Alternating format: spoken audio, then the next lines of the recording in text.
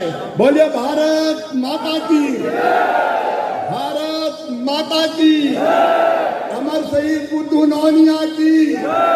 जिस पे कब्जा कर लिया था अंग्रेजों ने और ये विद्रोह प्रारंभ हुआ था जब उन्होंने नमक सत्याग्रह किया, नमक बनाया और बना बना के बांट रहे थे, तभी धोखे से उनको गिरफ्तार करके खोलते हुए कड़ाहों में जिसमें नमक बनता था उनको डाल दिया गया। लेकिन खोलते कड़ाहों में भी बुद्धू नौनिया ने चीत्कार नहीं किया, उनके मुंह से तब भी निकल रहा था भारत माता की जय, वंदे मातरम। नमस्कार, मैं पंकज कुमार। पटना में बुद्धू नौनिया जन्म शताब्दी समारोह के अवसर पे बुद्धू नौनिया नमक सत्याग्रह आंदोलन में शहीद हुए थे। इस मौके पर केंद्रीय कृषि मंत्री शिवराज सिंह चौहान ने कहा है कि इस बार केंद्र की सरकार जातिगत जनगणना को लेकर तिथि तय कर दी है। बताते चलें कि बिहार में विधानसभा चुनाव है और ऐसे में इस बार अति पिछड़ा वोट को लेके खासे हो रहे। हर पार्टी इसको अपने पक्ष में करने के लिए अलग अलग अति पिछड़े का सम्मेलन, जो 36% अति पिछड़ा मतदाता है, उसको लेके बिहार में अति पिछड़ों की 36% भागीदारी को देखते हुए शिवराज सिंह चौहान ने स्पष्ट रूप से कहा है कि यदि हम अति पिछड़े के हैं तो अति पिछड़े को भी विश्वास दिलाना होगा कि वे हमारे हैं। बहनों के सामने झुका रहता है। गंगा, गीता, गायत्री, सीता, सत्या, सावित्री और दुर्गा, लक्ष्मी, सरस्वती वही है, मैं ये मानता हूं। लेकिन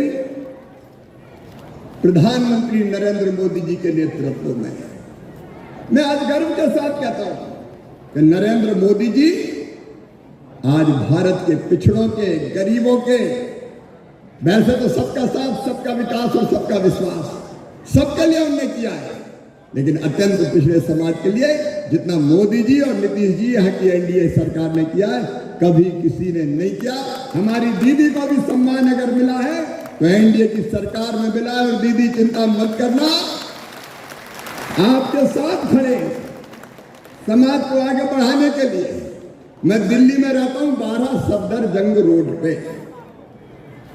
सुनो, आज अपना सम्मेलन हो रहा है और अमर शहीद बुद्धू नौनिया जी की जन्म शताब्दी के दिन हमारे गृह मंत्री अमित शाह जी ने घोषणा कर दी है जातिगत जनगणना की तारीखों की। अब जातिगत जनगणना होगी, तारीख घोषित कर दिया उनने। मैं मोदी जी को और अमित भाई को बहुत बहुत धन्यवाद देता हूं। और कैसे गिनती होनी है, आपका रिप्रेजेंटेशन जो मिला है उसको भी हम दिल्ली की सरकार के सामने रखेंगे दीदी। और उसके साथ साथ आपने जो बात कही है बिल्कुल तर्कपूर्ण कही है कि परीक्षण करा के यदि 95% हम अत्यंत गरीब है तो हमको अनुसूचित जनजाति के रूप में भी सम्मिलित किया जाए। तो परीक्षण करके इस दिशा में निश्चित तौर पर सरकार विचार करेगी। लेकिन हम भी तय कर लें भाई कि जो हमारे लिए है हम भी उनके लिए हैं। ये जो बात करते हैं अलग अलग समाजवादी विचारधारा के, मुझे तो शर्म आती है कहते हुए। डॉक्टर बाबा साहब अंबेडकर जिन्हें देश को संविधान दिया, आरक्षण दिया, उनकी तस्वीर पैरों के पास रखने वालों, शर्म करो। ये देश तुम्हें कभी माफ नहीं करेगा लालू जी, ये देश तुम्हें कभी माफ नहीं करेगा।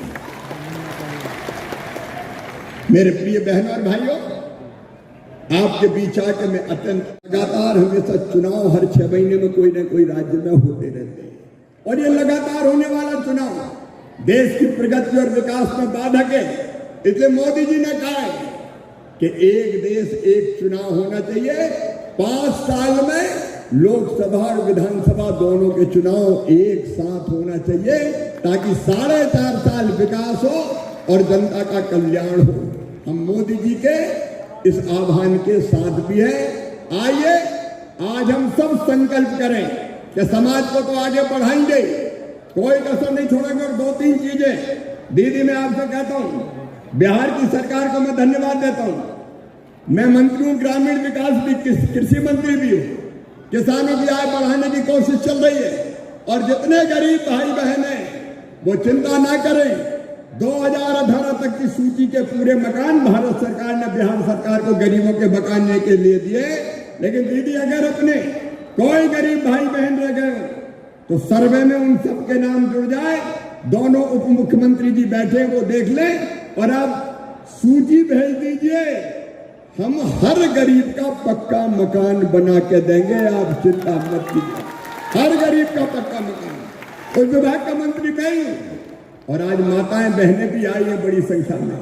मेरी बहनों, प्रधानमंत्री जी ने संकल्प लिया है लखपति दीदी बनाने का। हमारा काम है रेणु दीदी। अपनी इन बहनों को भी सबको सेल्फ हेल्प ग्रुप से जोड़िए।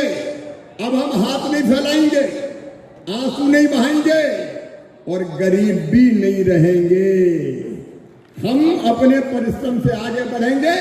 दीदियों को लखपति दीदी बनाने का अभियान भी लगातार बिहार सरकार और मोदी जी की सरकार कर रही है। लखपति दीदी वाला विभाग भी मेरे ही पास है और हम अपने समाज की कोई बहन गरीब ना रहे इसकी चिंता करेंगे। सेल्फ हेल्प ग्रुप जोड़ के उनकी आमदनी बढ़ाने का भी काम करेंगे ताकि कोई बहन पीछे ना रह जाए। जितनी शासकीय योजनाएं उनका आदर